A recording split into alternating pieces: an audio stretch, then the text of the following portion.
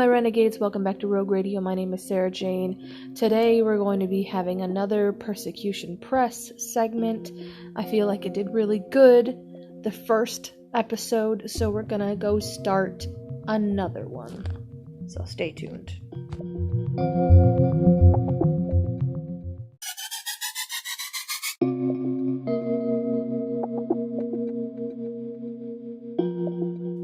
If you have any comments, questions, or concerns, as always, you can reach me on Instagram at Rogue Radio 4, Rogue Radio 4 on Twitter, and Rogue Radio, all caps, on YouTube. See you there.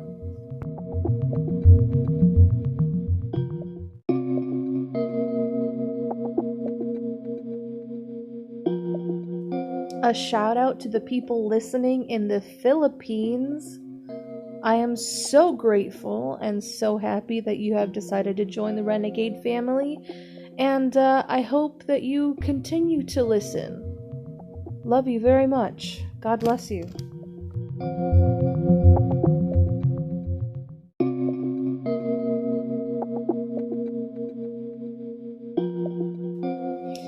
Now, today, I actually found a new segment on persecution in the Philippines, and I feel like it's only fair to talk about that one first, just because, for one, Philippines is the new country that is listening, and I want to be able to start doing some news segments from the countries that are listening.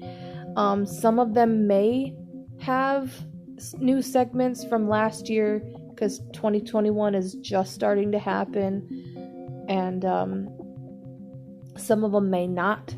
So if you have been left out, I'm terribly sorry. And like I said, if there is something that's going on in your country that you want to notify my listeners about, you are more than welcome to talk to me on my platforms on Instagram and Twitter and even YouTube. Thank you very much. Anyway, let's get into this story in the Philippines.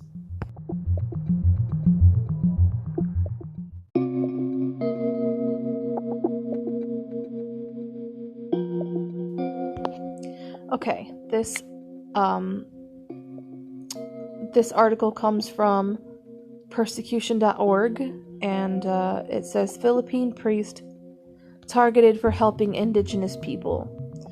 International Christian Concern, a Catholic priest, has been targeted by the Philippine military for helping Lumads, the indigenous people who often fall victim to land grabbing and extrajudicial killings by the government.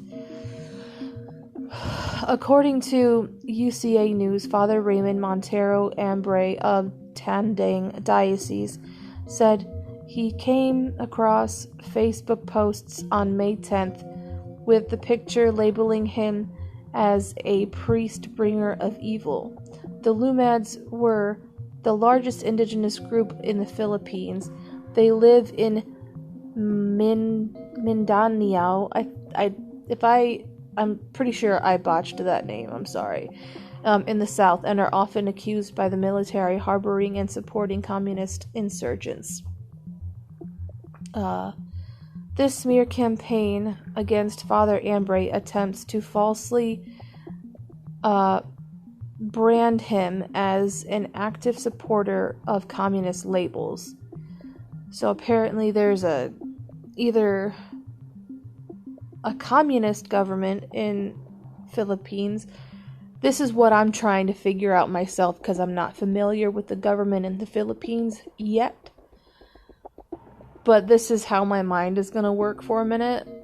Either there is a communism going on, or there's rumors of communism somewhere, or that there are a group of communists that want to maybe take over parts of the Philippines. I'm not completely sure. Father Ambre, teaching the Lumads about their rights to set out in the Indigenous Peoples' Rights Act of 1997, which aims to protect their claim to ancestral domains or ethnic lands. Okay. That's interesting because, like, if they're... So basically, it's an inherited land. This Indigenous Peoples' Rights Act, which aims to protect their claim to ancestral domains or ethnic lands. The law says that no Indigenous people can be relocated without their consent. So the people who are tied to that land ancestrally through a bloodline that is... They like inherited that land through whatever family bloodline that they have that right through blood to stay there in that land. That's incredible. That's kind of prophetic. I like that. I like that they have that right. That's really cool.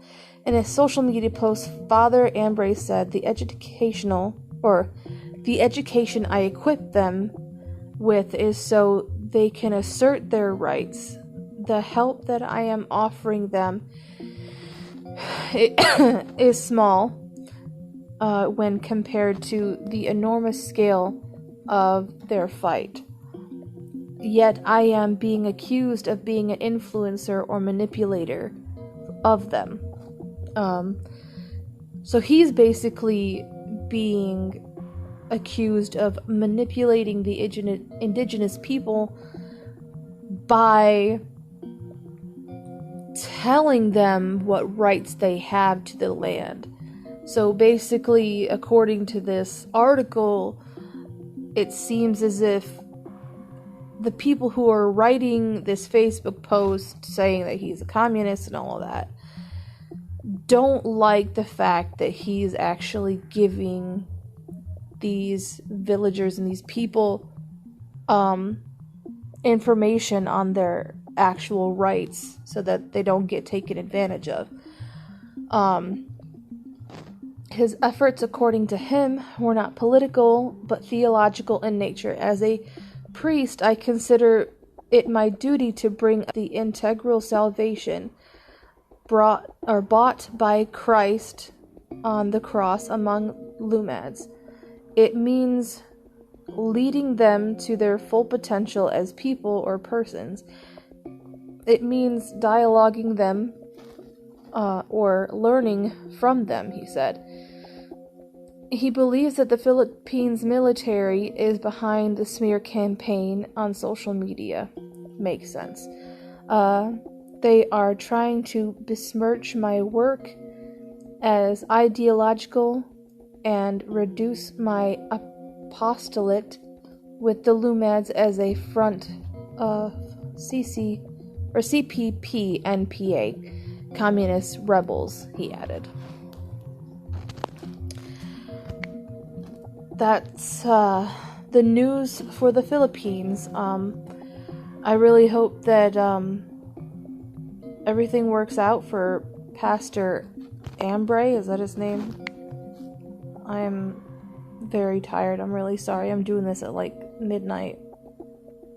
I really wanted to get something out because I haven't been doing much. Yeah, his name is Ambrose. I haven't posted in a while, so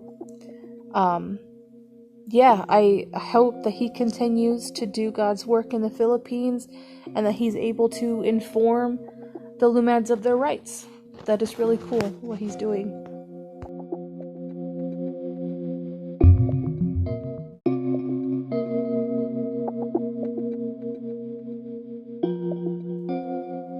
Now, we haven't actually done a big story on Russia at all lately because I've been trying to figure out what I can cover in Russia. But I did find a article on persecution.com about something in Russia, so we're gonna look at that. So give me a minute. Armenia Azerbaijan meeting in Moscow leaves unanswered questions. This happened actually not too long ago, the 15th of this month of January. international Christian concern. This week, the prime ministers of Armenia and Azerbaijan met in Moscow with Russian President Vladimir Putin to discuss the peace agreement between the two countries following their brief war last fall. I was not aware that there was even a war going on last year. Although Azerbaijani President Ilham Aliyev expressed optimism about the compliance with the peace agreement signed in November, Armenian Prime Minister Nikol Pashinyan expressed his concern regarding several unresolved issues that remain for Armenia. The issue at the forefront of many Armenians' minds is continued detention of Armenian soldiers captured by Azerbaijan during the war. Despite requests from the European Court of Human Rights, Azerbaijan has not released the identities nor information on the quantity of Armenian prisoners of war that it still holds. Additionally, there is mounting evidence that Azerbaijani soldiers have abused and tortured Armenian prisoners of war in direct violation of international law. The continued detention and reported abuse of Armenian prisoners of war speaks to the deep hatred that is present throughout this conflict. The oldest Christian nation of Armenia has long been threatened by Turkish aggression. Dating back to the takeover of the Ottoman Empire, ethnic Armenians have been continually targeted by the rise of Islamic Turkish nationalism in the region. The Turkish-backed attack on Armenia in September and the brutality that followed are a manifestation of its long history of animosity towards ethnic Armenian Christians.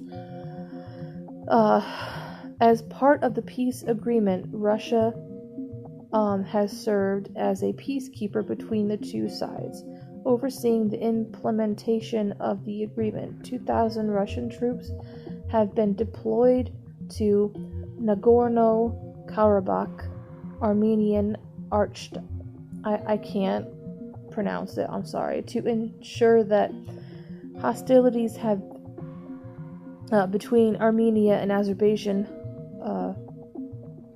do not start back up. It is expected that Russian presence in the Caucasus will continue to grow, potentially countering the presence of Turkey as a close ally of Azerbaijan. So I understand what's going on now. So Azerbaijan and I don't even know if I'm pronouncing that name right, and Armenia are at head to head, and basically they, I think, have each other's prisoners of war. I think it's just Azerbaijan at the moment that have prisoners of war from last year's war, which I never even heard of. That's crazy. And they won't even disclose like how many prisoners they have taken.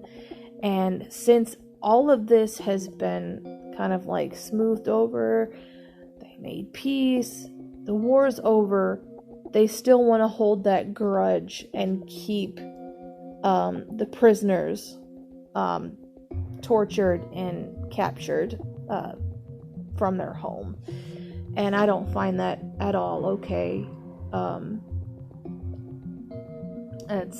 That just kind of leaves a bad taste in my mouth. Like, how can you make a peace treaty and how can you be at peace and end a war but still hold a grudge and keep prisoners from another country. I don't know how war works. I don't understand it. I don't think we need it, and I really hope that this peace does last, and I hope Russia is able to make it last for them.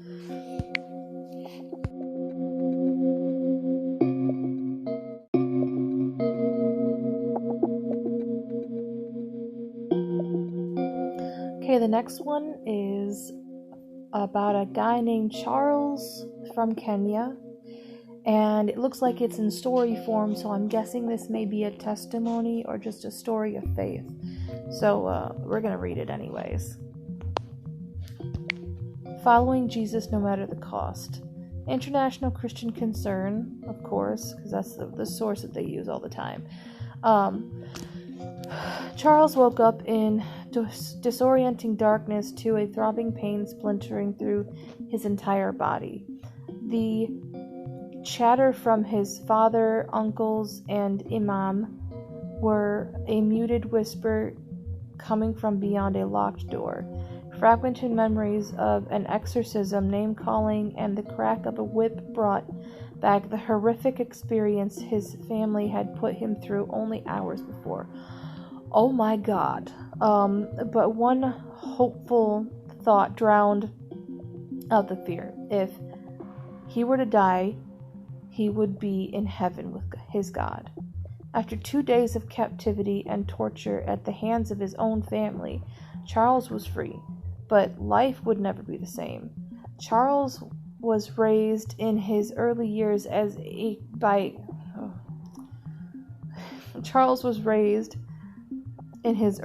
by Christian parents who were killed in a car crash. He was then adopted by Ilhar Mudassir, and a wealthy and dedicated Muslim originally from Saudi Arabia. By 15, Charles had memorized the entire Quran. Later, he traveled from Kenya to Iran to further his studies in Islam, but when he returned home in 2014, he met a missionary named Robbie who was determined to share the gospel with Charles. Charles was determined to convert Robbie to Islam, and this made his father proud. But as the Lord softened Charles's heart, his foundation in Islam began to crack. In his analysis of the Bible, and Islamic texts, he found that only the Bible clearly outlined the way for him to get to paradise. John 4:16 struck me, and I started doubting if Muhammad was a true prophet. Nowhere in the Quran showed us the way to paradise, recalled Charles. Eventually, he turned his life over to Christ, and that's when everything with his adopted family exploded. Oh goodness. When he told his father he had turned to Jesus, he was beaten mercilessly, and his father dragged him to the bathroom to behead him. Oh my God. Oh my God. No, I'm sorry. This breaks my heart. This is what families go through sometimes in different countries, and when they're raised in different households, this is real. This is what happens sometimes. And people don't realize what Christians go through, especially Christians ourselves who haven't actually gone through any of this. Actually, I mean, they go through this all the time, and it breaks my heart to actually hear that. I know that this man is not Charles's actual father, but it is a father who raised him up to be a man, and it's crazy at the fact that he would want to behead the son that he raised just because he decided to follow Jesus, and that it's such an extreme action to take, especially when it comes to, making your own choices. And it happens every day. It happens every day. We just don't hear about it, and sometimes we choose not to listen. But here, I mean, this is what the platform is all about, to show the reality of what goes on in Christians' lives in different parts of the world. And I don't know why. I mean, I really want to cry for him. I really do. I've never been this emotional before. It's just, what father would want to kill their own child? I mean, I know that, like I said, he's an adopted child. I don't know how he was treated beforehand. I don't know if he had a good childhood while he was adopted. But I feel a father should be able to raise their son or daughter up to be a good man or woman. And it shouldn't matter what religion they are, as long as they're good people. I mean, I feel like, do I believe that everybody should give God a chance? Absolutely. I'm not saying that, Christianity doesn't matter. I am saying that as far as being a father goes, this is not what a father's supposed to be. Whether you're Muslim, Christian, anything, this is not what a father is supposed to be. And I just don't like that. It hurts. It literally hurts for me to read that you would want to kill your own child, whether he's adopted or blood, just because he chose Jesus. The only reason it didn't happen was because his mother screamed at his father not to kill him. Well, thank you, Mom. As it was illegal in Kenya, and he would be jailed for life. Wow. He was eventually able to escape, but a year later, his father reached out to him to reconcile. However, his father was actually planning on taking him to the Middle East, where he could kill him. Again. What?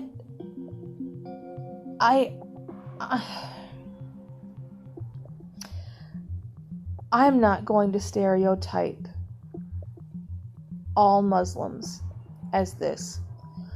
I have met incredible, beautiful people who are Muslim.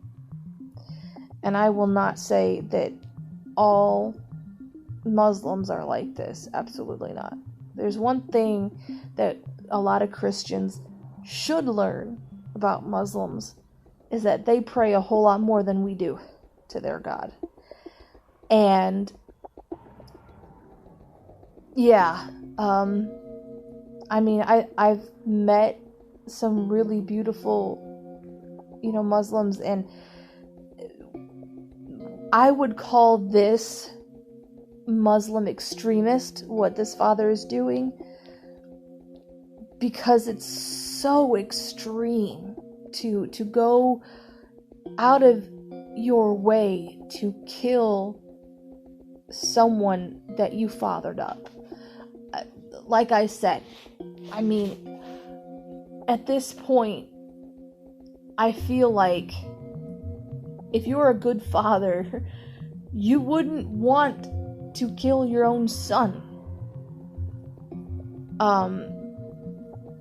Especially if he's blood. Especially if he's adopted. It doesn't even matter that he's adopted. It just matters what the father is doing. He's trying to kill his son. And it's not okay in any way, shape, or form, in any type of religion. I don't understand how a father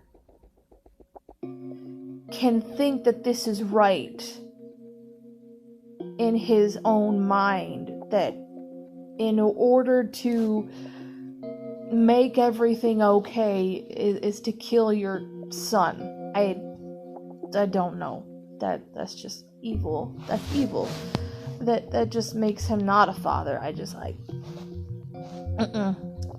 by God's grace, Charles' brother told him of his father's plan while he was on his way to the airport. After that, Charles didn't speak with his family for 2 years.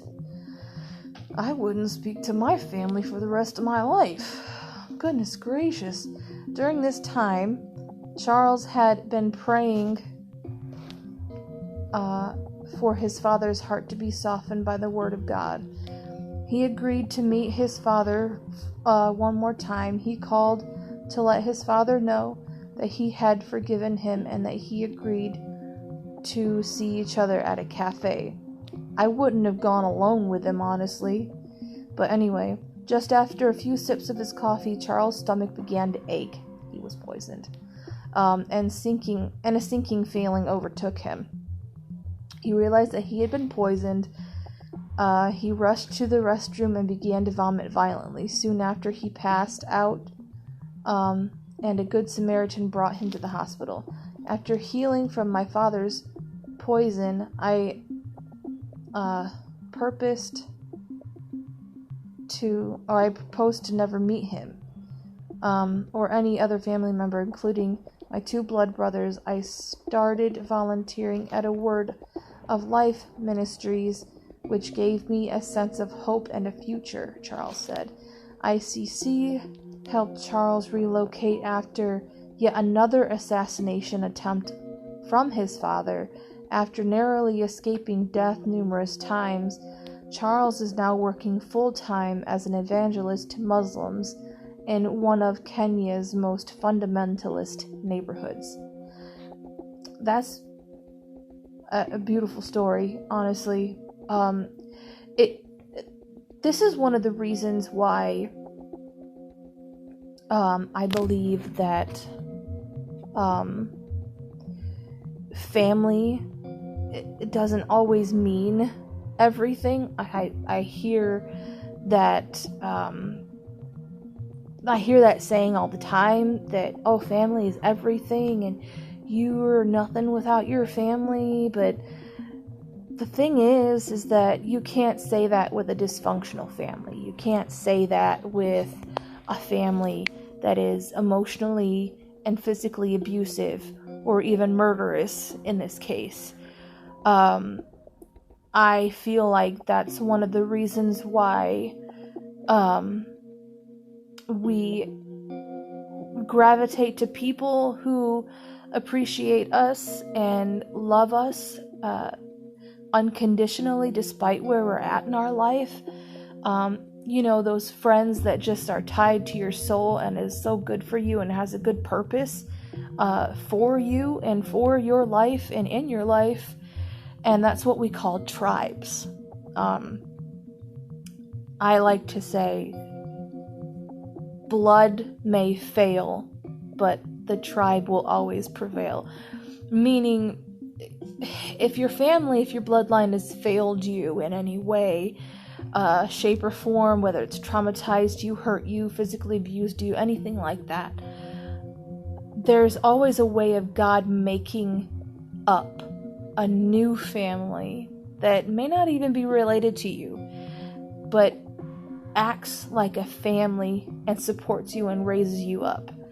And that's what a lot of people need to realize, is that just because people say that family is everything, it doesn't always apply to everybody. And though I know it probably broke Charles's heart to leave his family, but I do know that he is learning that God is replacing his old family with a new one, and he is going to grow and blossom from this. And goodness, prayers to you, Charles. Honestly, I admire you a lot, and your endurance. You're doing so well in God's kingdom, and God bless you, seriously. I'm emotional just by reading that, and oh my goodness. God bless you.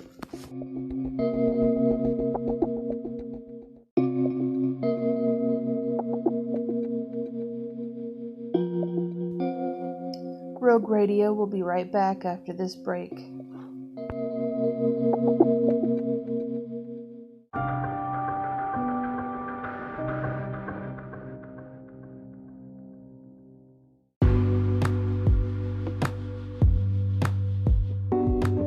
You want to know how I make some unique podcasts? If you haven't heard about Anchor, it's the easiest way to make a podcast. For one, it's free. There are creation tools that allow you to record and edit your podcast right from your phone or computer, and they're easy to use.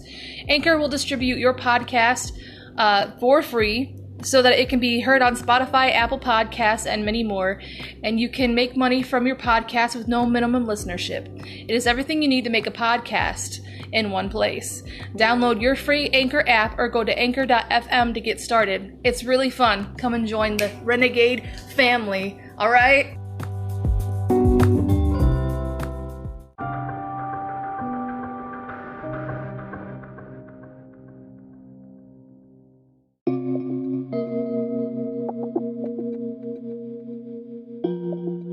Okay, this one's actually from Canada, and Canada is one of my top listeners. And I never actually expected Canada to go under a little persecution. I would say it's harassment, because that's what it says, but I mean, a persecution comes in all degrees and all shapes and forms. So we're going to read this in a minute. Like I said, I just never expected Canada to go through something like this, or people from Canada go through something like this. Sorry, but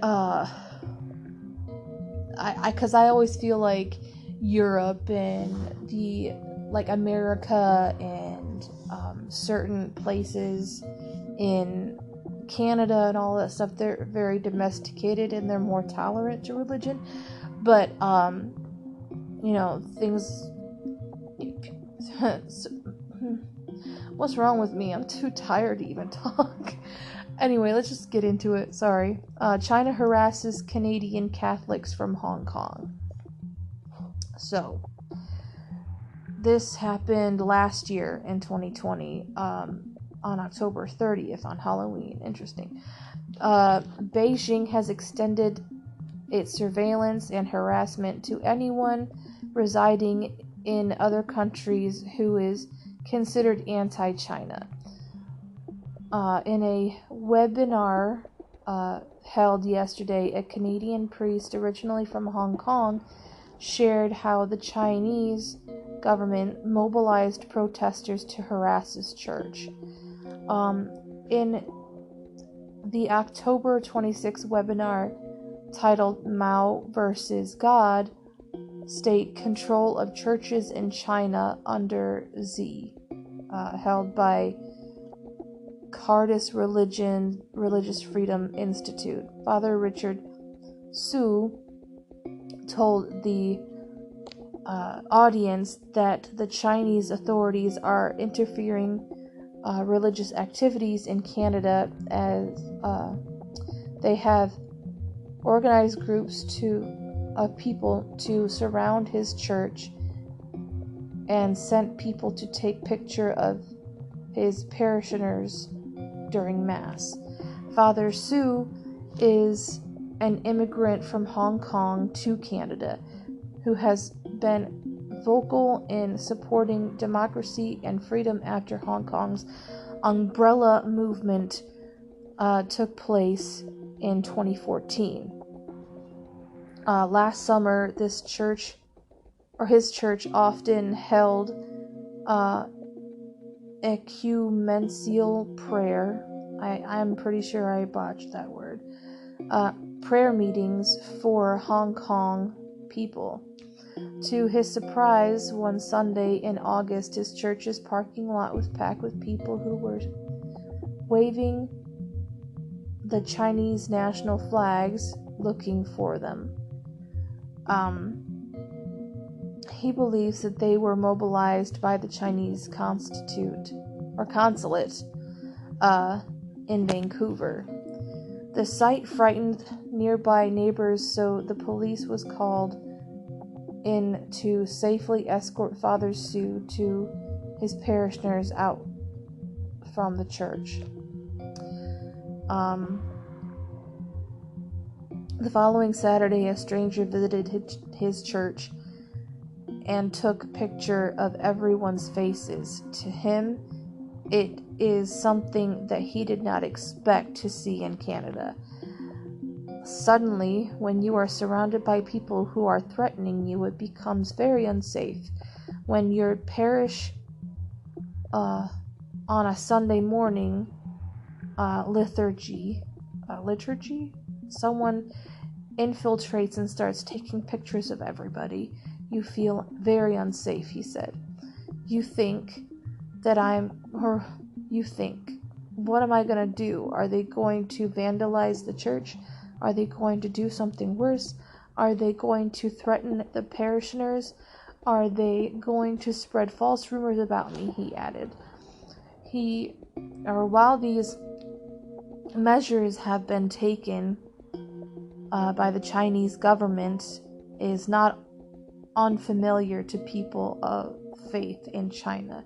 It is alarming that Beijing is now exporting its surveillance overseas to mediate the Chinese diaspora. I don't know what that is, especially those who disagree with Beijing's policies. So why is the Canadian government actually letting this happen, though? That's the problem. I feel like a lot of countries are allies with China at this moment. And I don't like that China is a big ally just because it's a very rich country, and it has a lot of business there that a lot of countries kind of want to get a piece of.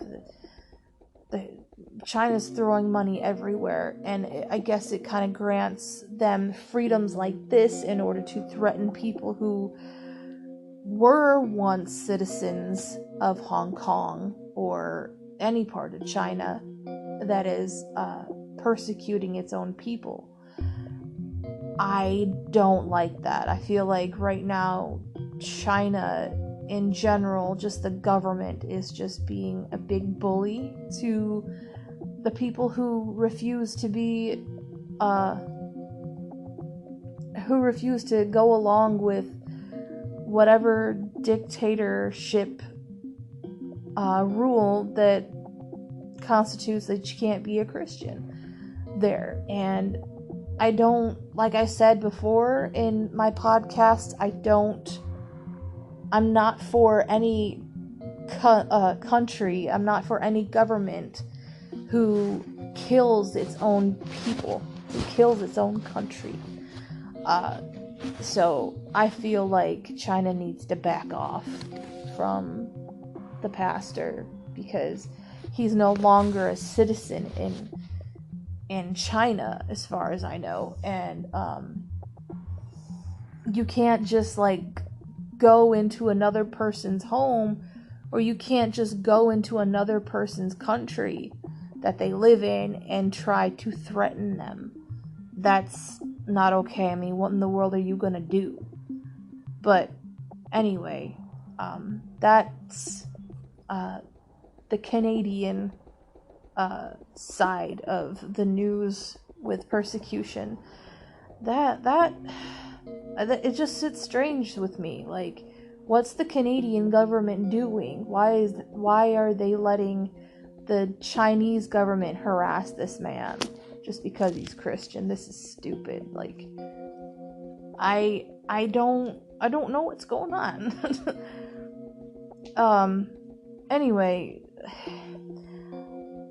all the love and all support for Pastor Sue, who's going through this right now. I really hope you're doing well, and God bless you. Keep enduring. God will most definitely reward you for what you're going through. Doesn't he always?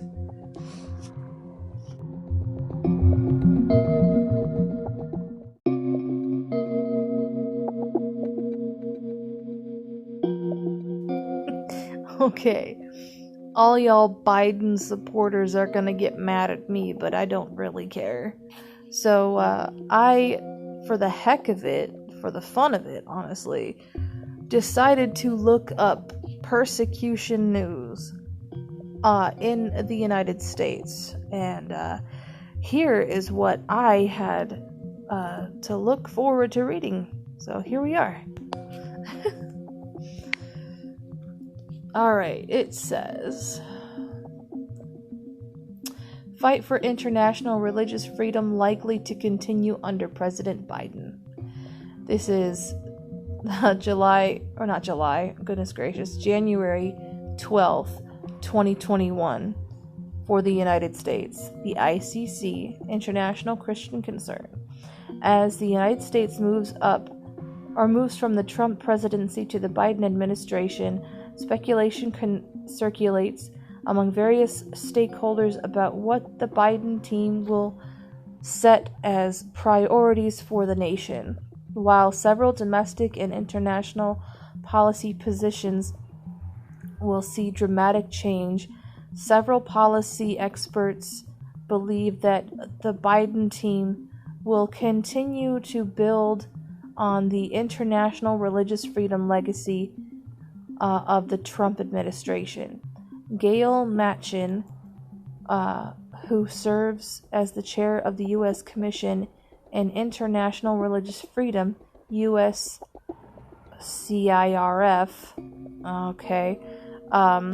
shared in an interview with Christian Post that she believes Biden will be just as strong as Trump on religious freedom issues going forward. I don't believe it. Let's just keep listening. The commission serves as a watchdog organization on international religious freedom conditions around the world and advises the executive branch and Congress on matters pertaining to persecution and religious freedom internationally. Chair Machin is the wife of Senator Joe Manchin of West Virginia and former First Lady of the state. USCIRF is a bipartisan commission established by the United States Congress and often models the bipartisan side of American politics. Others have speculated that Biden administration will shift from the Trump administration's approach. Some voices have been called for USCIRF as the Office of International Religious Freedom at the Department of State to be ended, or at the very least diminished in their roles.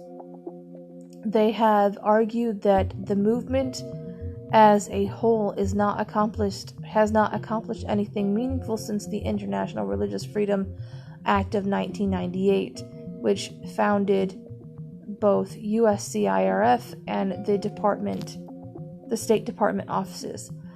In reality, these claims are baseless and ignore countries like Sudan and many others which have made major changes in their domestic religious freedom space to move their governments away from oppressive policy to greater individual freedoms in religious disposition. The Trump administration pioneered the annual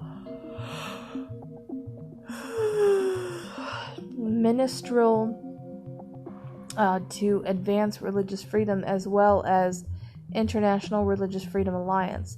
The administration also worked very closely with civil society on a weekly basis through the International Religious Freedom Roundtable.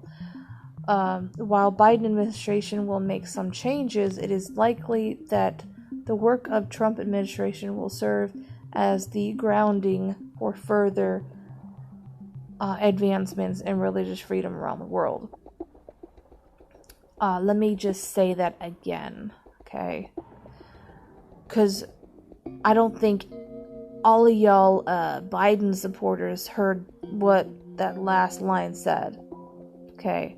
It is likely that the work of the Trump administration will serve as the grounding for further advancements in religious freedom around the world. Listen, I could sit here and find sound clips of Joe Biden saying the nastiest things about Christianity. But honestly, I'm at the point where if it's Trump, Biden, or even, I don't know, Oprah. God, no, I hope not Oprah. Why did I say that? That's so stupid. No, not Oprah. I don't care who is in office. That's what I'm trying to say. I don't care who is in office at the moment. If they serve God and that they are giving people the freedom that they deserve with their religion, then that's cool. Because I will not stop whether or not it becomes illegal to speak out against homosexuality and all that stuff. We already see that happening in California. As long as I get to speak and speak about God and speak about the news of what's going on, I don't care. I already have talked about it so many times about the intentions of what I believe that Joe Biden is preparing himself for office. And I honestly don't think it's just him that has plans of evil doing. I know that sounds like he's a villain, but I don't feel like Biden has any good intention to help the American people. Any man who says, hey, I like it when kids rub my hairy legs and jump on my lap, you honestly don't think that that's not weird? Listen, I don't like that. I don't like that at all. That's just not okay to me. I just want a man of God in the Oval Office. And we got Trump. And yes, I believe he's a man of God. And as far as the inauguration, we don't know what's going to happen yet. We don't know what's going to happen, but Joe Biden is saying that he's going to make some changes to religious freedom. What kind of changes are those? Honestly, don't make any changes. Let our religion be our religion. Let us believe what we want to believe. I like to read an article and really look at what is being said. They said Joe Biden may make some changes. Okay. What are those changes? Okay. Maybe the foundation that Trump has made, which I'm really hoping that it is strong enough to where Joe Biden won't be able to change too much. But we are in 2021, and to be honest, I feel like 2021 is this wildcat prowling in tall grass, preying on us, waiting for us to be at our weak point. And then this year will basically rear its ugly head. I feel like it's that silent but deadly sort of year. And I don't know. I do want to have hope for this year. I definitely do. But I also know that 2020 left a pretty big dent in us that damaged the whole world. And it will take a miracle to fill that dent and fill that hole. Because people have died. Whether from COVID-19 or riots. It's not okay. And I don't want a man like Joe Biden to be sitting in the Oval Office. Oh God, I can't see a future with Joe Biden. I just can't. I can't. But whoever ends up being in the office, I know God has us. But I will not stop talking. I will not stop talking about what Christians go through on a daily basis. I will not stop talking about that. This has been Persecution Press. I'm gonna go to bed. Thank you for listening. Love you guys.